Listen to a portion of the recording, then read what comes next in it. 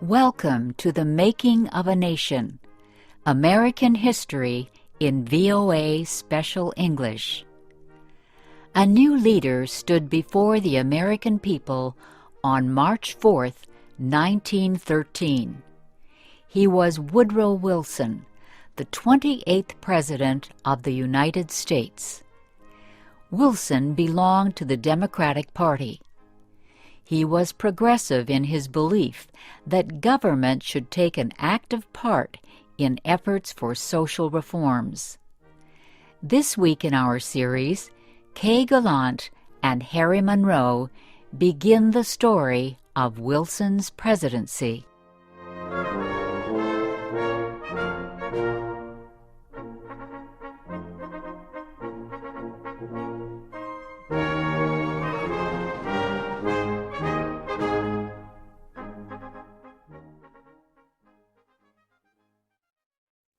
Woodrow Wilson had spent most of his life at Princeton University.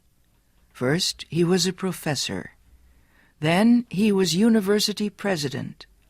Next, Wilson was elected governor of the state of New Jersey.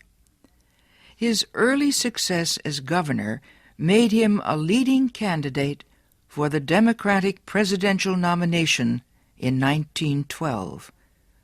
Wilson traveled widely around the country during the campaign.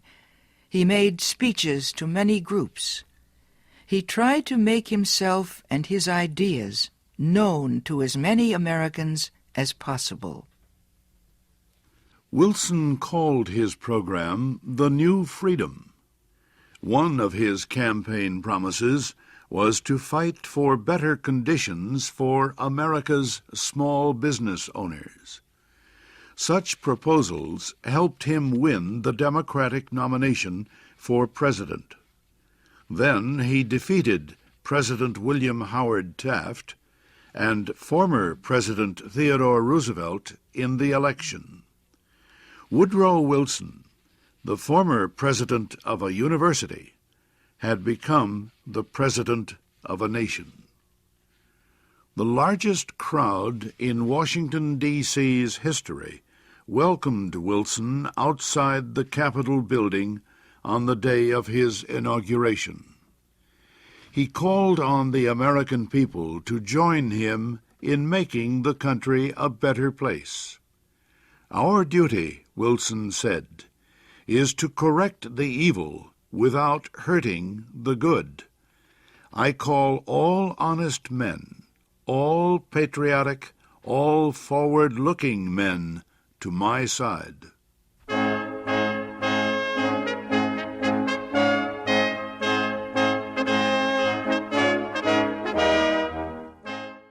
Wilson wasted no time. He immediately called a special session of Congress to act on Democratic campaign promises to reduce import taxes or tariffs. Wilson felt strongly about the need to reform these taxes. He broke tradition by leaving the White House to appear before Congress in person to appeal for his tariff proposals. Many members of Congress opposed Wilson's plans, but the new president used the results of a Senate investigation to win the fight. The investigation showed that a number of senators owned companies that depended on high tariffs for their profits. The votes of these senators were influenced by their property holdings.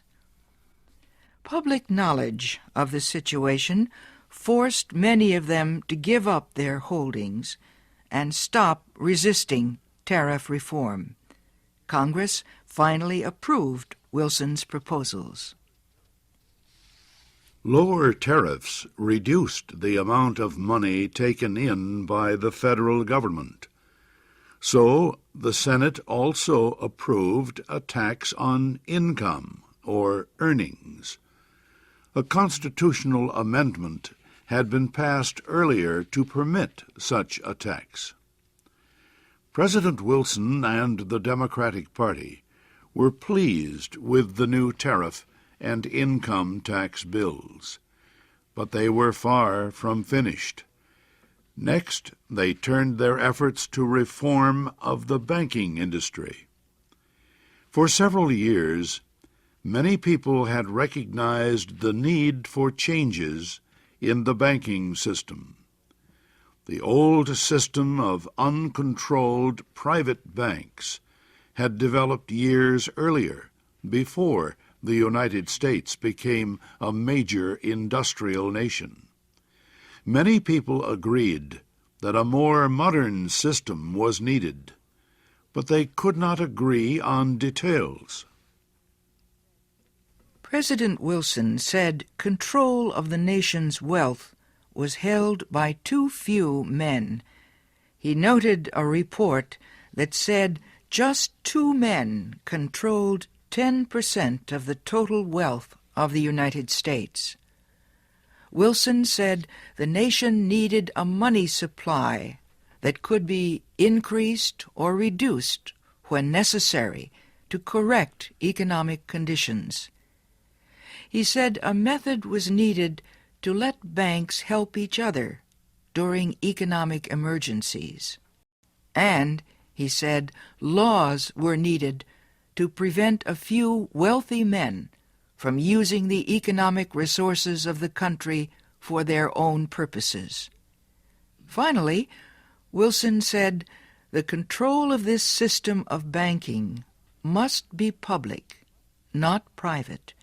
It must belong to the government itself.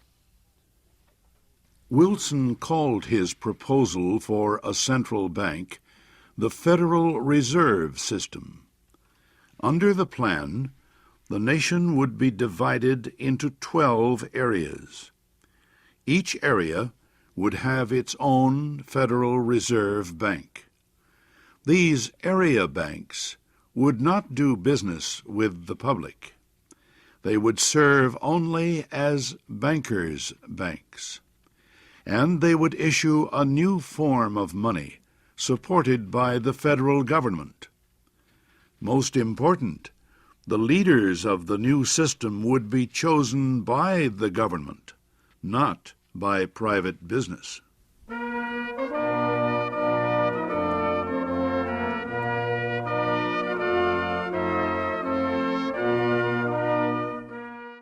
Bankers, business leaders, and their representatives in Congress sharply criticized President Wilson's proposals. They said government control of the banking system was socialism, not capitalism. But Wilson refused to change his proposals, and he helped to lead the fight to make them law.